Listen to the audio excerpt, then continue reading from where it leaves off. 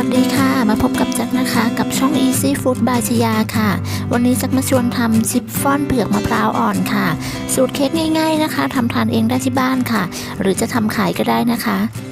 เราไปเริ่มทำกันเลยค่ะขั้นตอนแรกนะคะให้นำเผือกไปนึ่งค่ะล้างเผือกให้สะอาดนะคะแล้วก็หั่นเป็นชิ้นค่ะแต่ละชิ้นก็ให้หนาประมาณ1 เซนนะคะแจ็คนึ่งประมาณ10 นาทีค่ะต่อไปเราก็จะนำเผือกที่นึ่งได้นะคะไปบดค่ะให้ละเอียดนะคะผ่านกระชอนแบบนี้ค่ะวิธีบดง่ายๆนะคะใช้ช้อนกดลงไปนะคะแล้วก็บดผ่านกระชอนค่ะบดจนละเอียดนะคะแล้วหลังจากที่เราบดเผือกนึ่งแล้วนะคะเราก็จะพักไว้ก่อนค่ะต่อไปเราก็จะมาแยกไข่ค่ะตอกไข่จำนวน4 ฟองนะคะจะใช้เป็นไข่เบอร์2ค่ะแล้วก็แยกไข่แดงและไข่ขาวออกจากกันค่ะ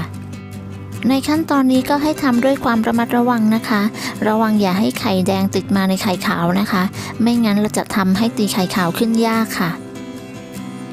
หลังจากที่แยกไข่แดงและไข่ขาวเสร็จแล้วนะคะเราก็จะมาเริ่มทำส่วนผสมของไข่แดงกันก่อนค่ะใส่น้ำตาลทรายลงไปในไข่แดงนะคะตามด้วยเกลือค่ะแล้วก็นมสดน้ำมันพืชนะคะแล้วก็น้ำมะพร้าวค่ะแล้วก็คนส่วนผสมให้เข้ากันค่ะใช้ตะกร้อมือนะคะคนส่วนผสมให้เข้ากันค่ะพอคนส่วนผสมเข้ากันดีแล้วนะคะต่อไปก็ให้เรานำเผือกนึ่งที่เราบดไว้นะคะจำนวน70 กรัมค่ะใส่ลงไปในส่วนผสมของไข่แดงนะคะแล้วก็คนให้เข้ากันค่ะพอคนจนเข้ากันดีแล้วนะคะก็ให้เราใส่แป้งค่ะนำแป้งเค้กนะคะใส่ลงบนกระชอนค่ะตามด้วยผงฟูค่ะจากนั้นก็ร่อนส่วนผสมของแป้งลงไปค่ะแล้วก็ใช้ตะกร้อมือค่ะคนส่วนผสมให้เข้ากันคนส่วนผสมให้เข้ากันจนไม่เหลือเม็ดแป้งนะคะจากนั้นค่ะจะเติมสีม่วงนะคะเล็กน้อยค่ะเพื่อให้ได้สีสันที่สวยงามนะคะถ้าใครไม่มีสีม่วงก็สามารถใช้วิธีการผสมสีได้นะคะเป็นสีน้ำเงินกับสีแดงค่ะจากนั้นค่ะก็คนส่วนผสมให้เข้ากันนะคะพอคนส่วนผสมเข้ากันดีแล้วก็ให้พักไว้ก่อนค่ะต่อไปค่ะเราจะไปตีไข่ขาวกันต่อนะคะใช้ไข่ขาว4 ฟองนะคะที่เราแยกไว้ในขั้นตอนแรกค่ะตีให้ขึ้นฟองหยาบเล็กน้อยนะคะแล้วก็ใส่ครีมออฟทาท่าลงไปตามด้วยน้ำตาลทรายค่ะ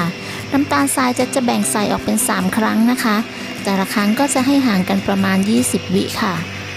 ถ้าหากไม่มีครีมออฟทาท่าก็อาจจะใช้เป็นน้ำมะนาวหรือน้ำส้มสายชูแทนได้นะคะตีไข่ขาวให้ขึ้นเป็นสีขาวนวลนะคะแล้วก็ตั้งยอดแข็งสักหน่อยนะคะไม่อ่อนเกินไปแล้วก็จะไม่แข็งเกินไปค่ะขณะตีให้รู้สึกว่ามีความแน่นนะคะตีให้ไข่ขาวมีความแน่นแต่ไม่แข็งเกินไปนะคะประมาณนี้ก็ใช้ได้แล้วค่ะ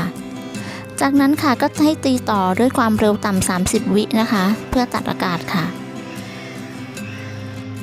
หลังจากตีไข่ขาวเสร็จแล้วนะคะเราก็จะนำไข่ขาวค่ะไปผสมกับส่วนผสมของไข่แดงนะคะ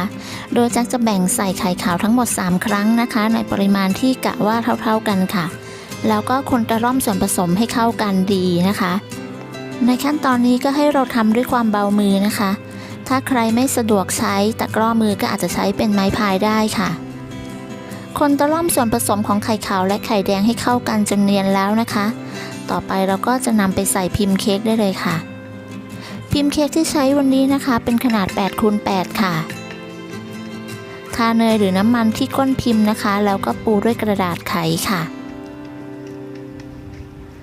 จากนั้นค่ะก็เทส่วนผสมลงไปในถาดได้เลยนะคะหลังจากเทส่วนผสมลงไปแล้วก็ใช้ไม้พายเกลี่ยส่วนผสมให้เข้ากันนะคะแล้วก็เคาะเบาๆค่ะเพื่อให้ไม่มีอากาศข้างในนะคะจากนั้นค่ะก็ให้นำเนื้อมะพร้าวนะคะตักเป็นชิ้นเล็กๆค่ะหรือจะใช้เป็นที่ขูดมะพร้าวก็ได้นะคะแล้วก็วางลงไปบนส่วนผสมค่ะวางจนทั่วแล้วนะคะเราก็นำเข้าอบได้เลยค่ะวิธีการอบนะคะจะอบด้วยไฟบนล่างค่ะไม่เปิดพัดลมนะคะด้วยอุณหภูมิ160 องศาค่ะใช้เวลา25 นาทีนะคะหรือจนกระทั่งสุกค่ะแล้วแต่เตาที่ทุกคนใช้ด้วยนะคะต่อไปค่ะพอสุกแล้วเราก็จะนำออกมาพักไว้ให้เย็นนะคะโดยเคาะเบาๆ2-3 ครั้งนะคะเพื่อให้เค้กเซ็ตตัวเช็คสุกง่ายๆนะคะด้วยการใช้ไม้จิ้มไปถ้าไม่มีเศษเค้กเหนียวๆติดมาก็สุกแล้วค่ะพักไว้ให้เย็นนะคะพอเย็นแล้วเราก็จะนำเค้กออกจากพิมพ์ค่ะ ได้เค้กสวยงามแบบนี้นะคะมีความหอมเผือกค่ะแล้วก็นุ่มมากๆค่ะตัดขอบเค้กออกทั้ง4ด้านนะคะแล้วก็ตัดแบ่งชิ้นได้เลยค่ะแจ็คจะตัดทั้งหมด12ชิ้นนะคะหลังจากที่ตัดแล้วเราก็จะไปดูเนื้อเค้กกันค่ะเค้กมีความนุ่มมากๆเลยนะคะแล้วก็หอมเผือกหอมมะพร้าวค่ะนุ่มมากๆแล้วก็หวานน้อยด้วยนะคะเสร็จแล้วนะคะสำหรับเค้กชิฟฟ่อนเผือกมะพร้าวอ่อนทำง่ายมากๆเลยนะคะถ้าเพื่อนๆชอบก็อย่าลืมไปลองทำกันดูนะคะสำหรับใครที่ยังไม่ได้กดติดตาม Easy Food by ชยาก็อย่าลืมกดติดตามกดไลค์กดแชร์กด Subscribe นะคะหรือกดกระดิ่งแจ้งเตือนเพื่อที่จะไม่พลาดในคลิปครั้งต่อไปด้วยค่ะสำหรับคลิปนี้จะต้องลาไปก่อนแล้วนะคะสวัสดีค่ะ